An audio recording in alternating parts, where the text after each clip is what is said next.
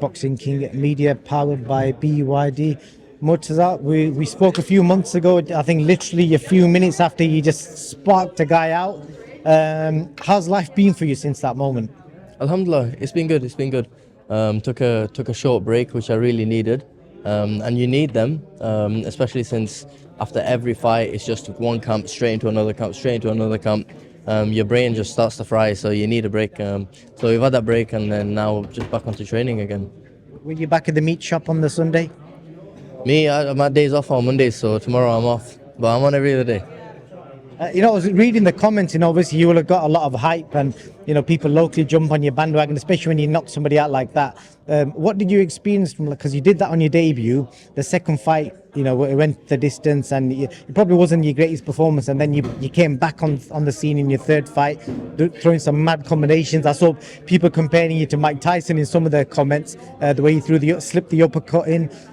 So how did you find that experience of people like kind of jumping on your bandwagon, then thinking, oh, maybe he's not all that, and then now back on again? Yeah, well, in boxing, you're only as good as your last performance. So the second fight wasn't the best performance, and you'd expect it. And then this fight was a good performance, so again, you'd expect it. I don't really look too much into those kind of things. It's not really that important. But I threw some good counter shots. I like throwing counter shots, and you can't counter someone if they don't throw shots. And that's basically what happened in the second fight. The guy didn't engage that much, so it makes things tough. But yeah, it's nice when people do compare you to those kind of people, because it makes you think, maybe I've really got the chance that I believe I have. And your weight wise, what? Because I know every time I speak to you, you're coming down and down in weight. What do you think you will definitely settle at? Well, right now we're definitely settling at super middle, but the thing is that when you look at these other guys and how much weight they cut, I'm not cutting nowhere near them. So I think if we did a similar weight cut to that sort of extent, there's no reason why I can't make the category below. I think I can make the category below. I'm not cutting too much right now, anyways. How are you finding all the comments about your physique? Because I've known you a long time, so I know your history. You was an amateur boxer, then you went into doing CrossFit, and that's where you've got your crazy shape from, and the fact that your dad owns a meat shop, you got unlimited amounts of meat. But you'll have seen a lot of comments, people talking about your physique and making like crazy comments and that. So how do you kind of deal with that? What do you say to them people? Well, the thing is though, like even when I was boxing, I remember people saying this guy's on roids just because I had a six pack and I was quite muscular. And I think I'm just genetically, I gain muscle really quickly. When I went, my last fight was as an amateur. My last fight was 62 kilos, and within a year I was 80. So I just gain muscle really quickly.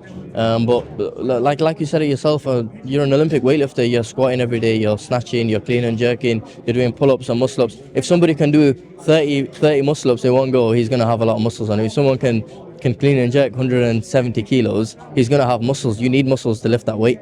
Like with these comments coming from people, I don't mind it. It's just uneducated comments. So it is what it is. You just gotta take it as it comes. It is. It's probably the best attitude to have towards it. And just for the weightlifting enthusiasts, what's the most you've benched and what's the most you've squatted? Right, the most I've benched is 140 kilos. The most I've squatted is 211 kilos. The most I've deadlifted is 230. Clean and jerk 165. Snatch 136. If anyone could do better than that, let us know in the comments. That's some serious weight for. I bet there'll be nobody in boxing, even the heavyweights, that probably don't do them sort of weights. You know what I was thinking? Like just a random thought. I was like, I might be the strongest super middleweight boxer ever.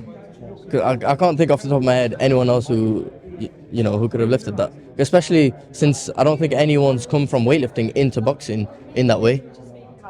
I think what's his name now? The guy from Stoke. He had an exhibition fight. Eddie Hall. Yeah. Eddie Hall. Heavyweight though, not super middle. But I'd be interested to know what heavyweights, what they can lift compared to you. That'd be interesting to know. Yeah. Well, mass moves mass. So if you're bigger, you should lift more.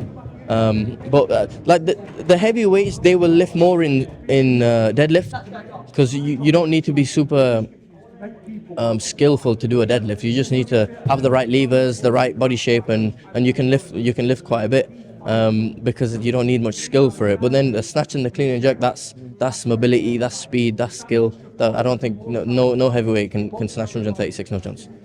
I might ask somebody. I'm trying to think if I ever speak to Anthony Joshua anytime soon. I might ask him. But yeah, Murtaza, yeah, always great speaking to you. And I'm guessing you only deal in knockouts. So is that what you expect? Or do you want to have a boxing match? You must have watched Shabazz Masood last night. His boxing display. Do you want to box like that, or do you prefer like just going in for the knockout? No, I'd love to. Like I enjoy watching my fights back, and if my fight's only 1 minute long, there's not much to watch back at.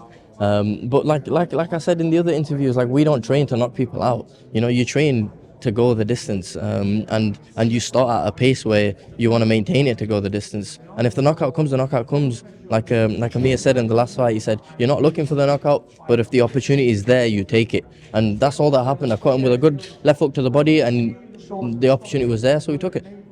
You did, man, and yeah, I look forward to it. I'm not going to say I want to see you box because I enjoy the knockouts and the ferocious finishes, but as long as you stay clever about it, I think the fans are going to enjoy your style. And you never know.